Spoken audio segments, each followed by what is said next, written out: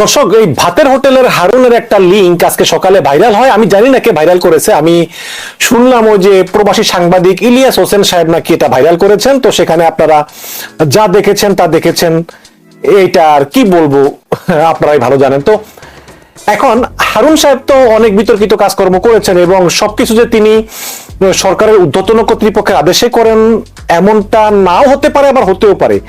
আবার এমনটাও হতে পারে যে তিনি শেখ হাসিনার আদেশে এগুলো করতেছেন, কিন্তু এখন এই যে তার যে ভিডিও লিঙ্কটা ভাইরাল হয়ে গিয়েছে, এটা আসলে দলের জন্য একটা চরম বিব্রতকর ব্যাপার। কারণ একটা সরকারের একটা ঊর্ধ্বতন কর্মকর্তা, যিনি যার ফেসবুক প্রোফাইলে শেখ হাসিনার সঙ্গে ছবি এবং যিনি একদম চরম আওয়ামী লীগার, তিনি যখন কথা বলেন তখন যারা চিনে না তারা মনে করবে যে সে আসলে আওয়ামী লীগের নেতা, সে আসলে রাষ্ট্রের কোনো পদে নাই। এইরকম একজন লোক, তার একটা লিঙ্ক ভাইরাল হলো। সেই তিনি আসলে ইমোতে একটা মেয়ের সঙ্গে কলে ছিলেন, কিন্তু এটা রেকর্ড হয়েছে। কে রেকর্ড করেছে বা কিভাবে সাংবাদিক ইলিয়াস হোসেন পেয়েছে সেটা আসলে আমার বোধগম্য না। কিন্তু আজকে 14 দলের মিটিং হয়েছে, আপনারা জানেন। সেই 14 দলের মিটিং এ সিদ্ধান্ত হয়েছে যে জামাত ইসলামকে নিষিদ্ধ করা হবে। সেখানে ইনু সাহেব, মেনন সাহেব, দিলীপ বড়ুয়া সাহেব এরা ছিলেন। তো সেই সময় আরেকটি ব্যাপারে কথা হয়, তখন এই সাহেবরা শেখ হাসিনাকে বলেন যে আপা হারুনের তো লিঙ্ক ভাইরাল হয়েছে, আপা হারুন তো এই ভাতের হোটেলের নাটক কইরা সমন্বয় করে দিয়া জোর করে সাইনটা নিয়ে বন্দুকের মুখে, এগুলি তো আপা এই নাটক তো পুরো ফ্লপ। এবং এই হারুন মনে করেন যে নূরেরে মারছে, নূরেরে এমন মারছে, মনে করেন যে এটা সমস্ত বিশ্বে নিউজ হয়ে গেছে, সমস্ত বিশ্বের প্রত্যেকটা পত্রিকায় নিউজ হয়ে গেছে, ভাইরাল হয়ে গেছে। ভাবমূর্তি তো নাই আপা। আপা এর চেয়ে বড় কথা হয়েছে, আপা আপনি তো দেখেন নাই আপা, আপা যে লিঙ্ক ভাইরাল হয়েছে গো আপা, আপা এটা যদি আপনি দেখতেন গো আপা, একদম ভাবমূর্তি নাই আপা পুরা। তো তখনই আসলে এই হারুনকে বাদ দেওয়ার সিদ্ধান্ত হয়েছে এবং এই সিদ্ধান্ত শীঘ্রই কার্যকর হতে পারে। আমি একটা খবর পড়ে শুনে আপনাদেরকে। কালের কণ্ঠ পত্রিকা, এটা ওই যে ইয়ের পত্রিকা, ওই যে বসুন্ধরার পত্রিকা, বসুন্ধরা তো সরকারের বড় চামচা, লিখেছে যে সরিয়ে দেওয়া হতে পারে ডিবি প্রধান হারুনকে। ঢাকা মহানগর ডিবির প্রধান হারুন রশিদকে তার দায়িত্ব থেকে সরিয়ে দেওয়া হতে পারে। সোমবার 29 জুলাই সন্ধ্যায় 14 দলের সভায় এমনটি জানিয়েছেন প্রধানমন্ত্রী শেখ হাসিনা। সবাই উপস্থিত ছিলেন এমন একাধিক নেতা বিষয়টি নিশ্চিত করেছেন। প্রধানমন্ত্রীর সরকারি বাসভবন গণভবনে সভাটি অনুষ্ঠিত হয়। 14 দলের একাধিক সূত্র জানায়, সভায় ওয়ার্কার্স পার্টির সভাপতি রাশেদ খান মেনন ঢাকা মহানগর ডিবি পুলিশের নানা কর্মকাণ্ডের সমালোচনা করেন। যাকে তাকে ডিবি কার্যালয়ে নিয়ে যাওয়া, পরবর্তীতে তাদেরকে ভাত খাওয়ানো এবং তা সামাজিক যোগাযোগ মাধ্যমে ছড়িয়ে দেওয়ার সমালোচনা করেন মেনন।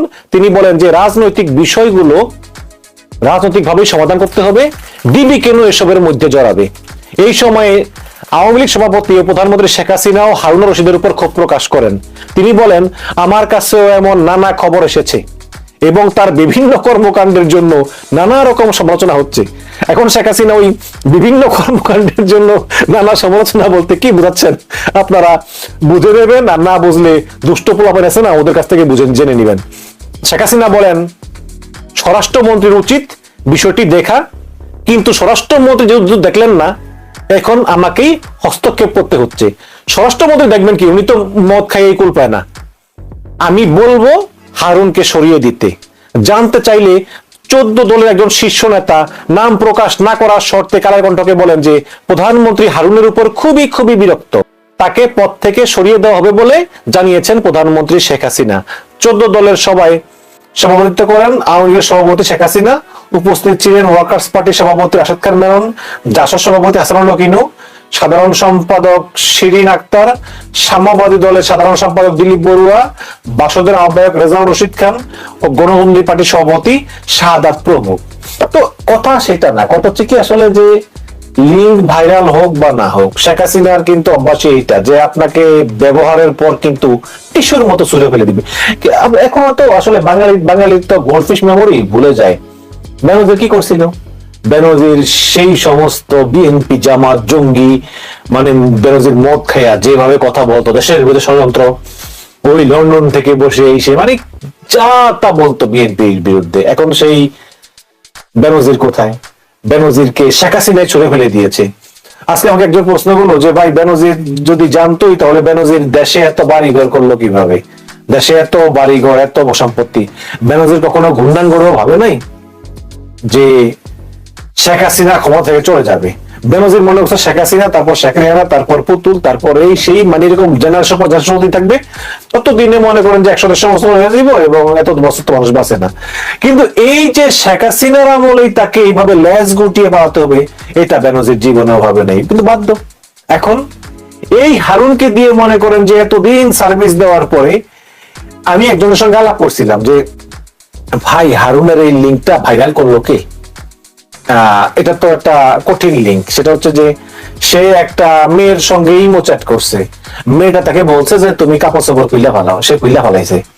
প্রেমিক মানুষ তো, প্রেমিকা বললে শুনতে হয়, আর ওই বুড়া বয়সের প্রেমিক তো শুনছে, খুইলা ফালাইছে। কিন্তু এইটা ভাইরাল করলো কি?